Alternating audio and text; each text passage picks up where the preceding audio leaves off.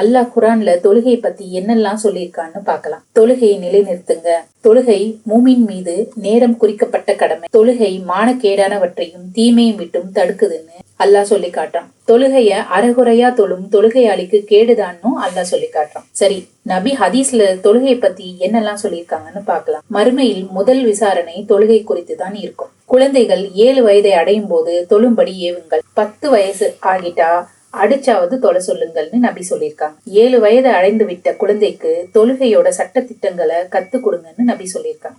நபி ஸல்லல்லாஹு அலைஹி வஸல்லம் அவங்களோட மரண நேரத்துல கூட தொழுகையை பேணுங்கன்னு சொன்னாங்க. யார் தொழுகையை பேணி கொள்கிறாரோ அவருக்கு அத்தொழுகை பிரகாசமாகவும் அத்தாட்சியாகவும் மறுமையில் ஈடேற்றமாகவும் இருக்கும். யார் அதை பேணி கொள்ளவில்லையோ அவருக்கு அந்த தொழுகை பிரகாசமாகவோ அத்தாட்சியாகவோ ஈடேற்றமாகவோ இருக்காது.